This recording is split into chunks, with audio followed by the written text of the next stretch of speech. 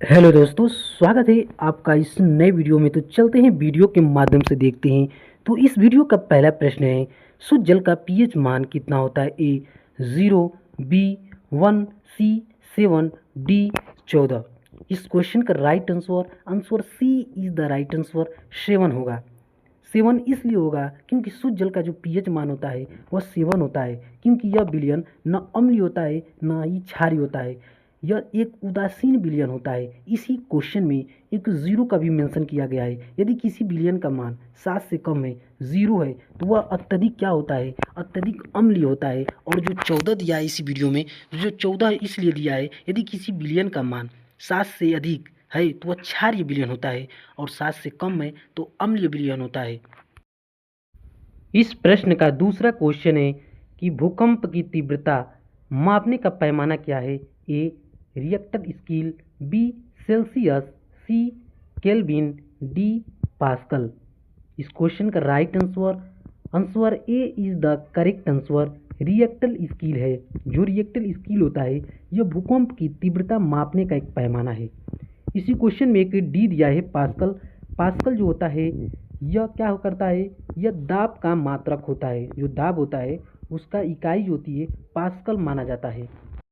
तो चलते हैं नेक्स्ट क्वेश्चन पर कि सोयाबीन का उत्पादन किस राज्य में प्रथम स्थान है? ए कर्नाटक, बी मध्य प्रदेश, सी उत्तर प्रदेश, डी पश्चिम बंगाल। इस क्वेश्चन का राइट आंसर हो जाएगा आपका बी मध्य प्रदेश। मध्य प्रदेश जो है सोयाबीन का उत्पादन में प्रथम स्थान राज्य है। और इस क्वेश्चन में उत्तर प्रदेश भी दिया है, और हर बार इससे भी क्वेश्चन पूछ देता है कि वह कौन सा राज्य है जो गन्ना उत्पादन में प्रथम स्थान है। तो इस क्वेश्चन का राइट हो जाएगा उत्तर प्रदेश। और पश्चिम बंगाल, पश्चिम बंगाल भी बहुत ही इम्पोर्टेंट क्वेश्चन इससे भी पूछा जाता है पेपरों में। पश्चिम बंगाल जो है जूट उत्पादन में प्रथम स्थान है। और कर्नाटका, कर्नाटका भी बहुत ही इम्पोर्टेंट है, क्योंकि सूरजमुखी का सबसे उत्पादन राज्य कर्नाटक राज्य में है। कर्नाटक राज्य में सूरजमुखी का खेती बहुत ही बृहद अवस्था में किया जाता है। इस वीडियो का चौथा क्वेश्चन है कि शहतूत रेशम उत्पादन 5 राज्य निम्नलिखित में से कौन है? ए कर्नाटक, बी आंध्र प्रदेश, सी तमिलनाडु, डी इनमें से सभी। इस क्वेश्चन का राइट हो जाएगा कि इनमें से सभी। कर्नाटक राज्य में भी शहतूत रेशम उत्पादन होता है, आंध्र प्रदेश में भी होता है, तमिलनाडु में भी होता है। तो इस क्वेश्चन का राइट हो जाएगा answer D is the correct answer, इनमें से सभी। इस वीडियो का पांचवा क्वेश्चन है कि एंथोलॉजी किससे संबंधित है? ए फलों का अध्ययन, बी पक्षियों का अध्ययन, सी कीटों का अध्ययन, डी फूलों का अध्ययन। तो इस क्वेश्चन का जो राइट हो जाएगा आंसर कि जो एंथोलॉजी है वह फूलों के अध्ययन से संबंधित है। और मैं एक और आप लोग को बात बता दूं, जो फलों के अध्ययन जो है वह पोमोलॉजी से संबंधित है। अक्सर ये परीक्षाओं में इसे पूछा जाता है। और एक और इम्पोर्टेंट क्वेश्चन मैं बता दूं, जो पक्षियों का अध्ययन होता है वो आर्निथोलॉजी के अंतर्गत आता है। और एक और इस क्वेश्चन में मेंशन किया गया है कि कीटों के अध्ययन को क्या कहते हैं? तो कीटों के अध्ययन को हम एंटोमोलॉजी के नाम से जाना जाता है। इस वीडियो का छठा क्वेश्चन है कि केंद्रक का खोज किसने किया था? ए Altman, B Robert brown, C George Goldy, D इनमें से कोई नहीं। तो इस क्वेश्चन का जो राइट आंसर हो जाएगा answer B is the correct answer, Robert Brown. और एक और दोस्तों मैं आप लोग को बता दूं कि आगामी परीक्षाओं में बहुत ही इम्पोर्टेंट क्वेश्चन पूछा जाता है कि जो जॉर्ज गोल्जी हैं वो गोल्जिकाय की खोज, कोशिका की खोज किए थे। और एक और क्वेश्चन मैं बता दूं, बहुत ही इंपॉर्टेंट क्वेश्चन है जो आगामी अभी जल्द ही जो लेक्चरल की जो वैकेंसी आई थी एलटी ग्रेड में, उससे क्वेश्चन पूछा गया था कि माइटोकांड्रिया की खोज किसने किया था? अल्टमैन साहब ने किया था। और माइटोकांड्रिया की जो होता है, और इसके बारे में यह भी बता दूं कि माइटोकांड्रिया का कोशिका का पावर हाउस भी कहा जाता है। चलते हैं नेक्स्ट क्वेश्चन पर कि जुगाली करने वाली पशु किस ग्रीन हाउस गैस को उत्पन्न करते हैं? A carbon dioxide, B nitrous oxide, C जल वाष्प, डी मीथेन। इस क्वेश्चन का जो राइट आंसर हो जाएगा वह मीथेन गैस हो जाएगा, क्योंकि यह परीक्षा के दृष्टिकोण से यह क्वेश्चन बहुत ही इम्पोर्टेंट क्वेश्चन है। जो मीथेन गैस होता है वह दलदली स्थानों पर पाया जाता है। इस वीडियो का 8वां क्वेश्चन है कि कौन सा पक्षी पीछे की दिशा में भी उड़ सकता है। ए कबूतर, बी ईगल, सी पेंगुइन, डी हमिंगबर्ड। तो इस क्वेश्चन 8वां जो क्वेश्चन है, जो कौन सी पक्षी पीछे की दिशा में उड़ सकता है, तो इस क्वेश्चन का जो राइट आंसर हो जाएगा वह हो जाएगा डी हमिंग बर्ड। जो हमिंग बर्ड होता है वह अपनी पीछे की दिशा में भी उड़ सकती है। इस क्वेश्चन में जो कबूतर का भी मेंशन किया गया है, जो कबूतर होता है वह शांति का प्रतीक होता है। इस वीडियो का नेक्स्ट क्वेश्चन है कि कौन सा पक्षी पीछे की दिशा में भी उड़ सकता है। ए कबूतर, बी ईगल, सी पेंगुइन, डी हमिंगबर्ड। तो इस क्वेश्चन का जो राइट आंसर हो जाएगा वह हमिंगबर्ड हो जाएगा। और ये मैं एक और बता दूं बात आप लोग को कि परीक्षा के दृष्टिकोण से ये बहुत ही इम्पोर्टेंट क्वेश्चन है। और जो आगामी परीक्षा LT ग्रेड जो लेक्चरल का हुआ है 17 जनवरी को, इसमें भी ये प्रश्न पूछा गया था और आप लोग की परीक्षा में भी पूछने की पूरी संभावना रहे। दोस्तों इसको ज़रूर आप लोग देख कर जाइएगा। इस वीडियो में एक कबूतर का भी मेंशन किया गया है। तो जो कबूतर होता है वह शांति का प्रतीक होता है।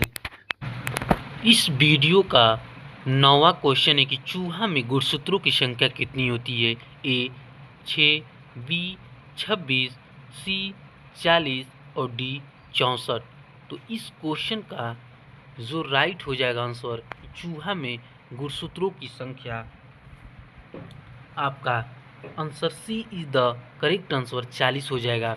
और आप लोग को यह भी बता दें कि जो इस क्वेश्चन में 6 का भी मेंशन किया गया है, तो जो 6 होता है वह मच्छर में गुणसूत्रों की संख्या होता है।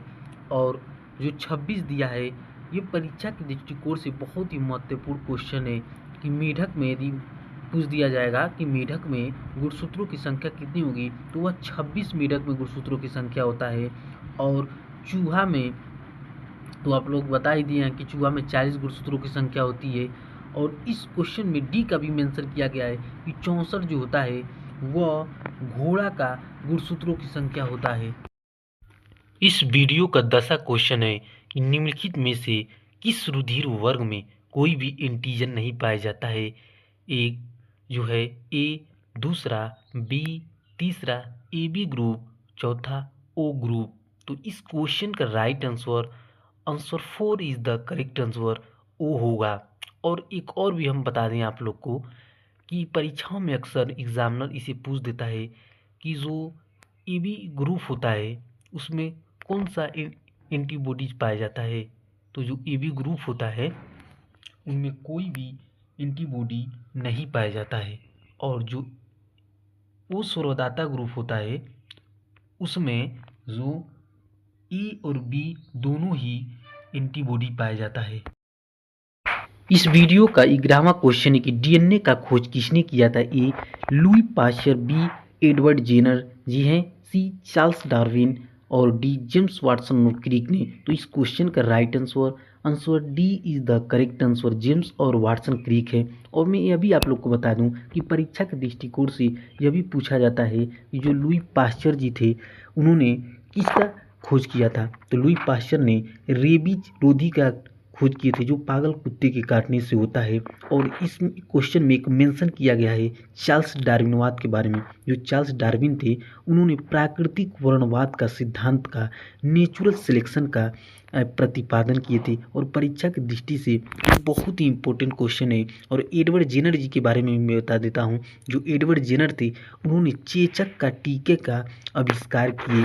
और बहुत ही इम्पोर्टेंट यह क्वेश्चन है जो हर बार हर आगामी परीक्षाओं में इससे 1 से 2 क्वेश्चन जरूर बन जाता है। नेक्स्ट क्वेश्चन है कि विश्व संगठन रेड क्रॉस का मुख्यालय कहाँ है। A Geneva, B Kathmandu, C Geneva, D Paris. तो इस क्वेश्चन का जो राइट आंसर हो जाएगा, जो विश्व संगठन रेड क्रॉस का मुख्यालय है वह ए हो जाएगा जिनेवा, स्विट्जरलैंड। और सन 1963 में इसकी स्थापना हुआ था।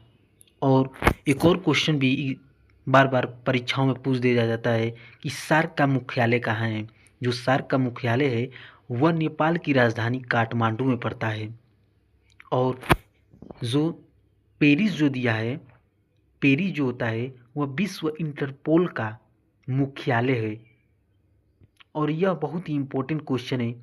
और इसमें एक जिनेवा का भी एक मेंशन किया गया है। जिनेवा जो होता है विश्व व्यापार संगठन का मुख्यालय है। अगला क्वेश्चन है कि विश्व टीबी दिवस किस दिन मनाया जाता है। ए 28 फरवरी को, बी 15 जनवरी को, सी 12 जनवरी को, डी 24 मार्च को। तो इस क्वेश्चन का जो आपका राइट आंसर हो जाएगा वह 24 मार्च को विश्व टीबी दिवस के रूप में हर साल मनाया जाता है और लोगों को टीबी के बारे में जागरूक किया जाता है। और इस क्वेश्चन में एक 28 फरवरी का भी मेंशन किया गया है। 28 फरवरी को राष्ट्रीय विज्ञान दिवस के रूप में मनाया जाता है और यह भी क्वेश्चन बहुत ही परीक्षा के दृष्टिकोण से इम्पोर्टेंट है। और 15 जनवरी को हम थल सेना दिवस के रूप में भी मनाया जाता है। और इस क्वेश्चन में एक और क्वेश्चन मेंशन किया गया है कि 12 जनवरी को हर बार पेपरों में एग्जामिनर पूछ देता है तो 12 जनवरी को कौन सा दिवस मनाया जाता है। तो राष्ट्रीय युवा दिवस, जो स्वामी विवेकानंद जी के जन्मदिन पर राष्ट्रीय युवा दिवस के रूप में 12 जनवरी को मनाया जाता है। क्वेश्चन नंबर 14 में कहा गया है कि निकट दृष्टि दोष के निवारण के हम किस लेंस का प्रयोग करते हैं। अवतल लेंस, बी उत्तल लेंस, सी उभय यातल लेंस, डी बेलनाकार लेंस। इस क्वेश्चन का राइट आंसर हो जाएगा आपका answer A is the correct answer, अवतल लेंस।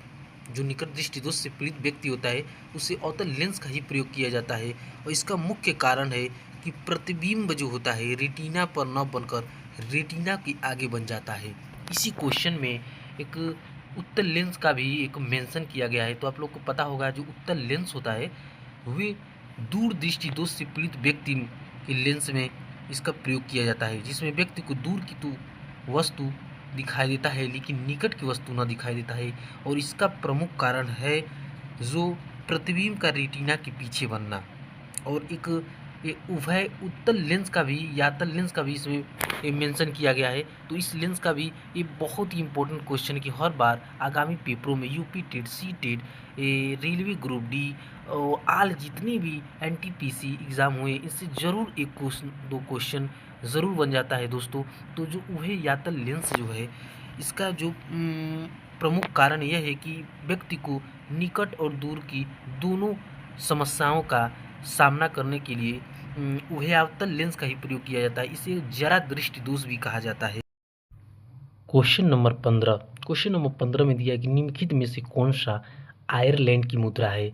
ए पाउंड, बी रूबल, सी लीरा, डी डॉलर।